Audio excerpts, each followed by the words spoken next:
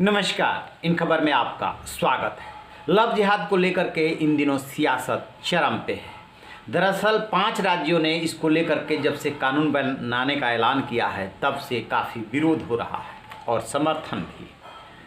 उत्तर प्रदेश ने सबसे पहले इसका ऐलान किया था, उसके बाद हरियाणा, मध्य प्रदेश, कर्नाटक और असम ने कहा कि हम भी अपने यहाँ कानून बनाएंगे जहाँ पे कि झूठ बोल करके, चीटिंग करके और धर्म परिवर्तन करा के मैरिजेज की जाती है उसको वैध नहीं ठहराया जा सकता और इसके लिए सज़ा का प्रोविज़न करेंगे।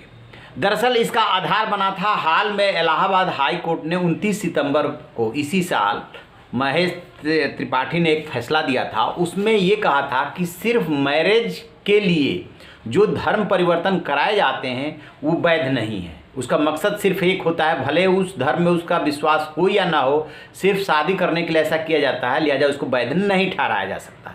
इससे योगी सरकार को बल मिला था और उसने तत्काल जो है लव जिहाद को लेकर के कानून बनाने का ऐलान कर दिया था। अब इसी बीच उसी इलाहाबाद हाई कोर्ट की डबल बेंच ने एक दूसरे मामले में फैसला दिया है और इसमें जो जजेज थे वो विवेक अग्रवाल और पंकज नकवी थे। जो मसला था वो कुशीनगर के विष्णुपुरा थाने का मसला है। हुआ ये था कि सलामत अंसारी और प्रियंका खरवार, जो कि धर्म परिवर्तन करके बाद में आलिया बन गई, इन्होंने आपस में मैरिज कर लिया। इनके माता पिता ने कुशीनगर थाने में 25 अगस्त 2019 को अपहरण पास्को एक्ट के तहत मामला दर्ज करा दिया और इसके बाद ये मामला पहुंचा हाई कोर्ट में। हाई कोर्ट में जब मामला पहुंचा तो इन्होंने 19 अक्टूबर बताया, दोनों ने, सलामत अंसारी और प्रियंका खरवार उर्फ आलिया ने, इन्होंने बाकायदे मुस्लिम रीति रिवाज से 19 अक्टूबर 2019 को शादी कर ली है और अब उन्हें प्रोटेक्शन चाहिए।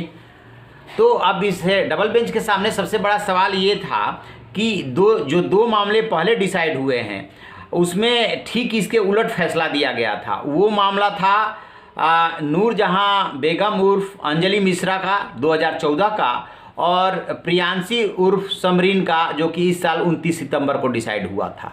इसमें ये कहा गया था कि सिर्फ शादी के लिए धर्म परिवर्तन किया जाता है तो उसको वैध नहीं माना जाएगा।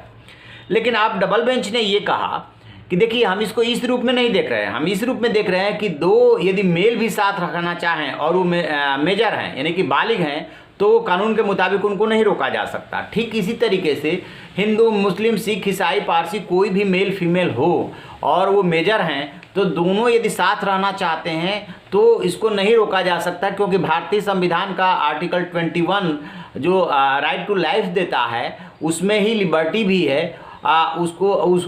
उसकी फिर अवहेलना होगी। लिहाजा उन्होंने जो पहले के 2 फैसले थे उसको एक तरह से पलट दिया और ये कहा कि नहीं, वो रह सकते हैं और शादी भी कर सकते हैं, इसमें किसी को इतराज़ नहीं हो सकता। तो फिर उन्होंने क्या किया कि 25 अगस्त 2019 को विष्णुपुरा थाने में कुशीनगर में जो FIR हुई थी उसको रद्द कर दिया। FIR किस लिए हुई थी?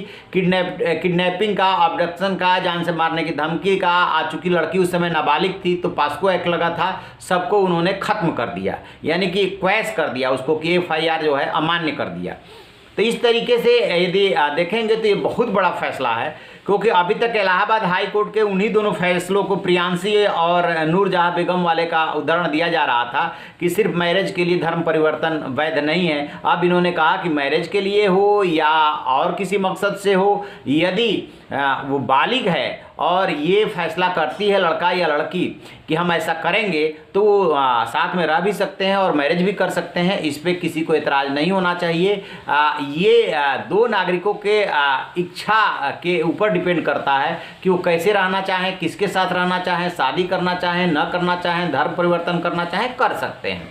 तो आप देखते हैं कि इसके बाद जो है अब इस पर क्या बहस होती है, क्योंकि 5 राज्य जो है लव जिहाद को लेकर के कानून लाने का ऐलान कर चुके हैं और उनका मानना है कि एक वर्ग विशेष के युवक जो है हिंदू लड़कियों को टारगेट करके और प्रेम जाल में फंसाते हैं, फिर धर्म परिवर्तन करके शादी करते हैं। बाद में ये शादियां चलती नहीं है, उनको यातना दी जाती है और टूट जाती है। लिहाजा इसको रोका जाएगा और इसके लिए सजा का प्रोविज़न किया जाएगा।